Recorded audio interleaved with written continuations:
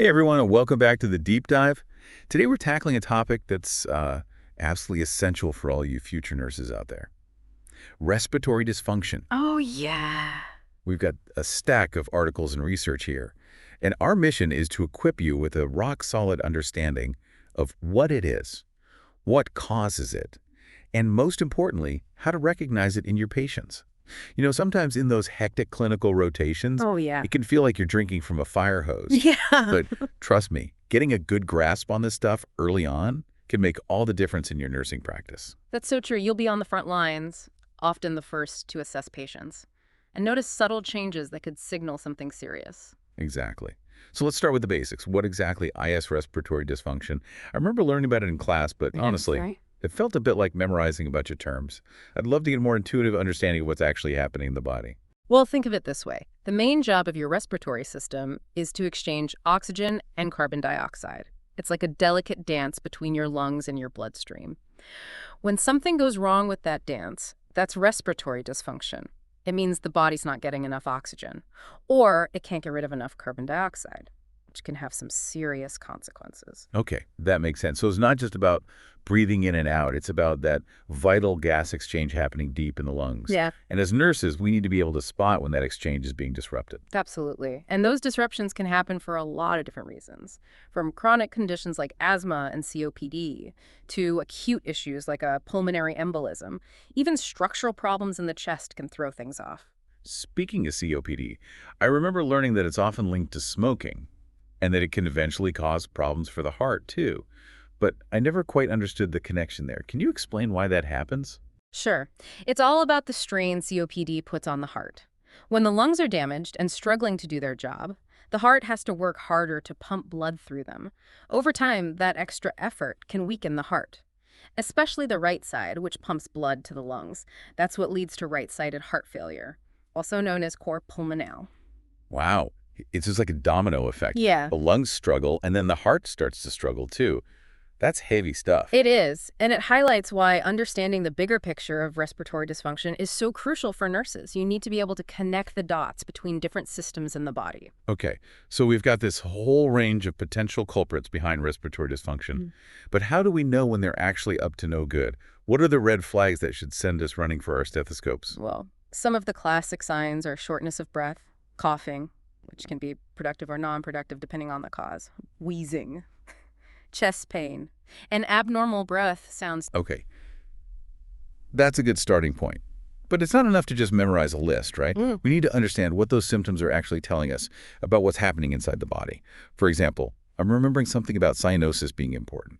Can you remind me why? Of course, cyanosis, that bluish tint to the skin, is a sign that the blood isn't carrying enough oxygen.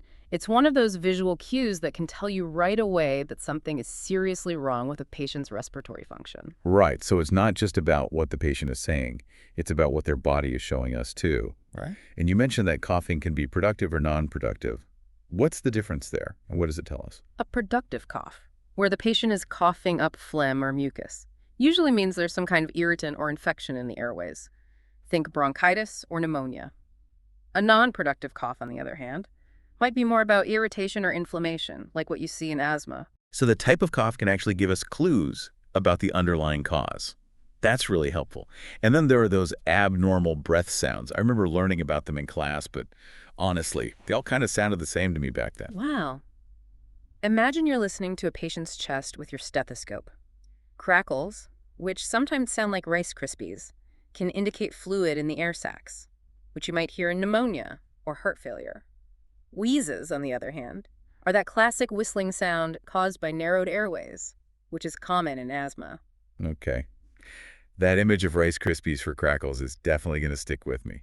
But before we even get to the physical exam, what about the patient's history? I feel like that's got to be a goldmine of information. You're absolutely right. The patient's history is like a detective story, and you're the detective trying to piece together the clues. I love a good detective story. What are the key questions we should be asking to crack the case? First, focus on the onset and progression of their symptoms. Does this come on suddenly, or has it been building gradually?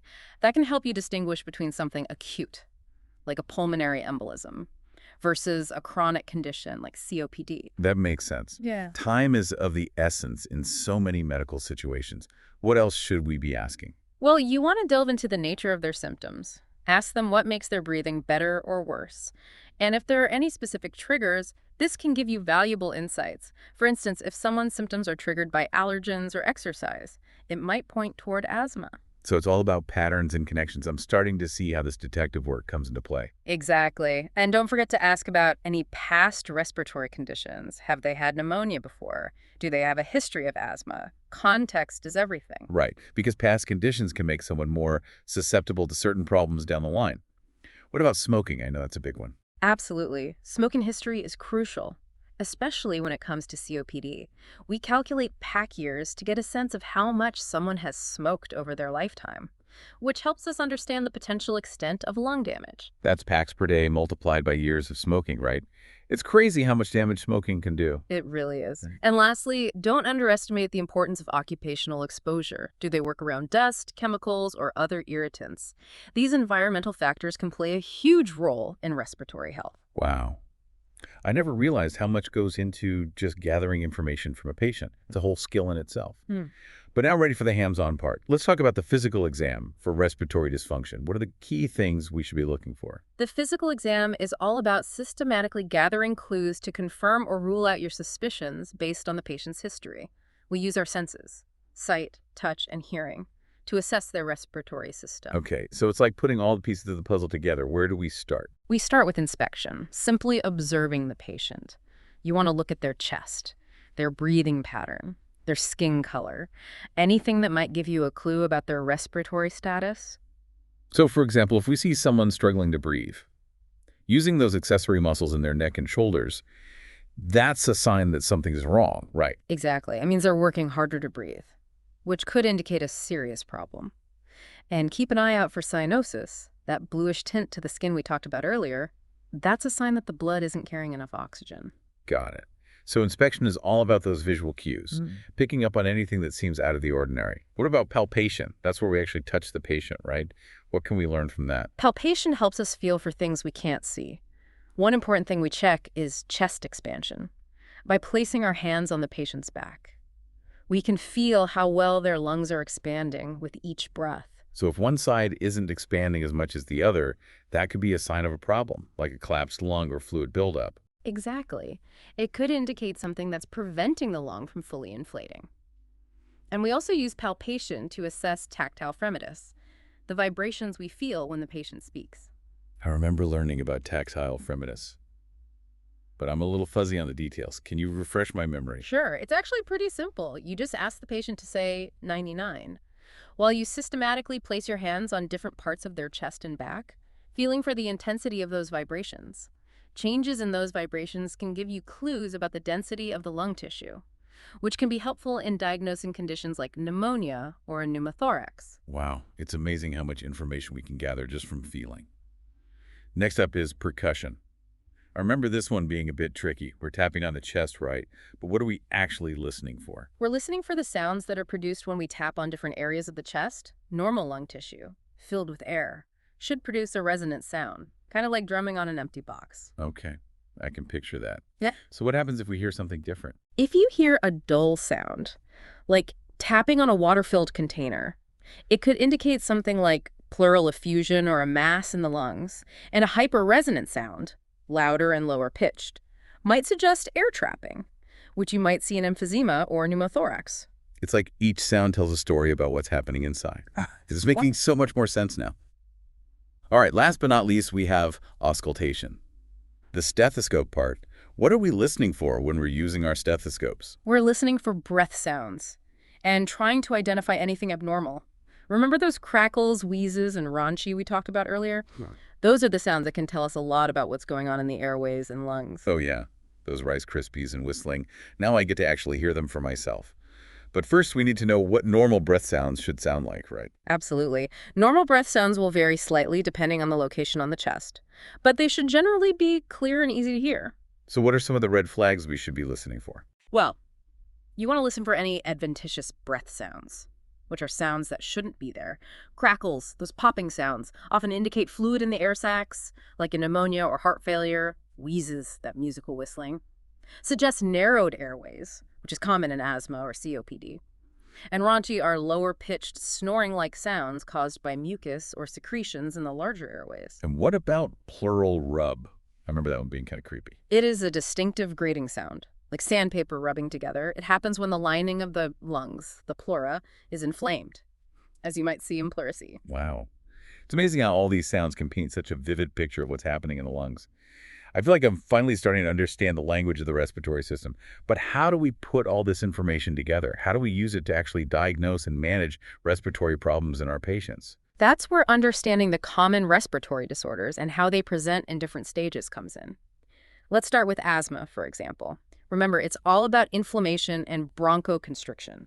In the early stages, you might hear wheezing, especially during expiration, and the patient might complain of shortness of breath and chest tightness. And I remember learning that these symptoms often get worse at night or early in the morning. Why is that? There are a few reasons for that. One is that our airways naturally narrow a bit during sleep. Also, inflammatory mediators, those chemicals that cause inflammation, tend to peak overnight. So people with asthma often wake up feeling worse.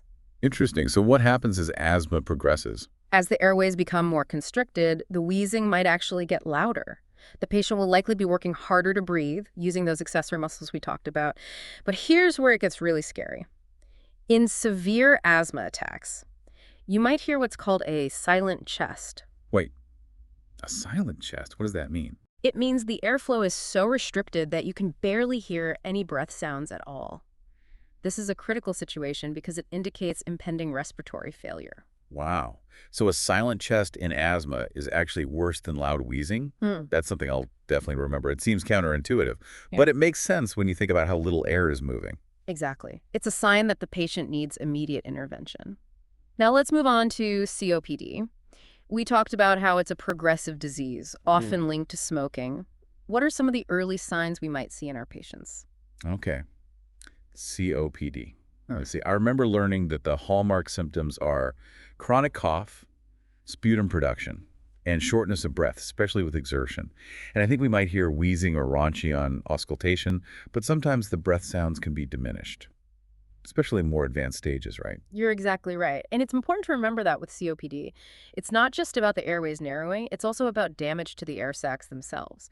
Those air sacs lose their elasticity and can't fully deflate, making it harder to get air out. Right.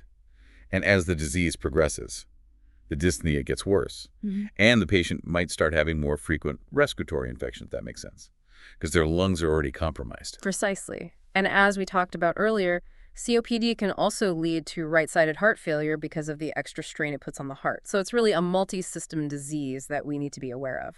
Okay. COPD check. What about pneumonia?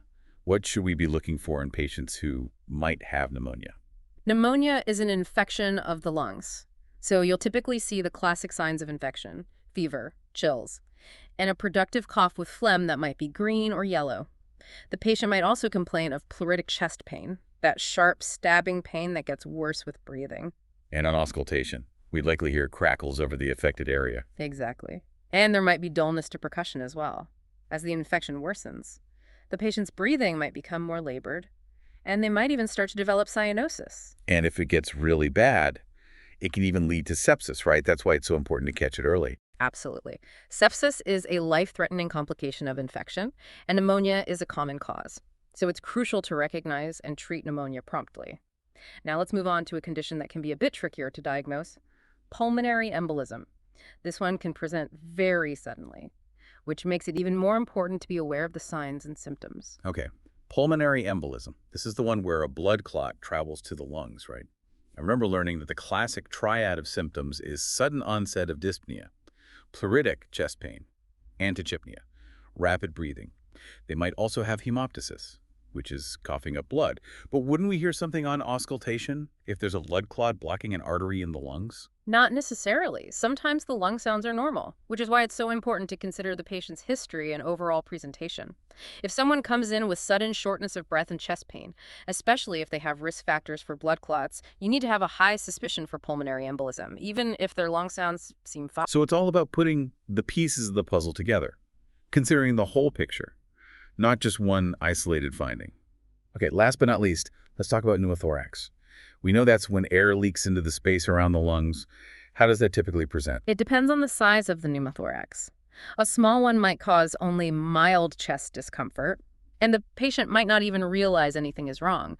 But a large pneumothorax can cause sudden, sharp chest pain and severe shortness of breath. And I remember learning about tracheal deviation in class. Can you remind me what that is and why it's important in the context of a pneumothorax? Tracheal deviation is when the trachea, your windpipe, shifts to one side. It's a sign of a tension pneumothorax, which is a life-threatening condition where the air pressure in the chest cavity keeps building up, putting pressure on the heart and lungs. Okay, so tracheal deviation equals big trouble. What else should we be looking for in a tension pneumothorax? You'll also see decreased or absent breath sounds on the affected side and hyperresonance to percussion. The patient will be in severe respiratory distress, and they might even have a distended neck veins and hypotension. Wow, that sounds really intense. I'm starting to understand why recognizing the different stages of these respiratory disorders is so crucial. It can help us determine how serious the situation is and how quickly we need to act. Exactly. It's all about understanding the progression of symptoms and knowing when a situation is escalating. And that brings us to why disease staging is so important, especially for nursing students. Okay, disease staging. I remember hearing about that. But honestly, it always seemed a bit abstract to me. Can you explain why it matters so much? Especially for us future nurses. Well, think about it this way. Knowing the stage of a respiratory disorder helps you make critical decisions about patient care. Is this something that can be managed at home? Or does this patient need to be hospitalized? The severity of their symptoms and the stage of their condition will guide those decisions. That makes perfect sense. It's like a roadmap for determining the appropriate level of care. Precisely. And it's not just about immediate treatment. Understanding disease staging also helps with prognosis and patient education. You can explain to your patients what to expect as their condition progresses and empower them to take an active role in their care. So it's about giving patients the knowledge and tools to manage their own health. I like that. It feels much more collaborative than just giving orders. Exactly. It's about partnering with your patients to achieve the best possible outcomes. Oh, we covered so much ground today. I feel like I have a whole new level of understanding about respiratory dysfunction. It's amazing how much we can learn from just one deep dive. To recap, we talked about what respiratory dysfunction is, why it's so important for nurses to understand, and the many things that can cause it. We explored those key symptoms, learned how to play detective with the patient's history, and really got into the nitty-gritty of the physical exam. And we even broke down the progression of those 5 common respiratory disorders: asthma, COPD, pneumonia, pulmonary embolism, and pneumothorax. And we talked about why understanding disease staging is so crucial for making informed decisions about patient care, prognosis, and education. It's a lot to take in, Yeah. but I feel much more confident about recognizing and managing these conditions now. But before we wrap up, I want to leave our listeners with something to ponder. Imagine you're on a night shift, and a patient starts complaining of sudden chest pain and shortness of breath. They have a history of deep vein thrombosis. What are the potential diagnoses that immediately come to mind? What steps would you take? That's an excellent question. It really challenges you to apply everything we've discussed today. Exactly. It's all about connecting the dots and using your knowledge to provide the best possible care for your patients. Remember, you've chosen a challenging but incredibly rewarding path. Your dedication to learning will make a real difference in the lives of your patients. Absolutely. Every piece of knowledge you gain brings you one step closer to becoming a skilled and confident nurse. And on that inspiring note, we'll wrap up this deep dive into respiratory dysfunction. Until next time, keep learning, keep asking questions, and keep diving deep.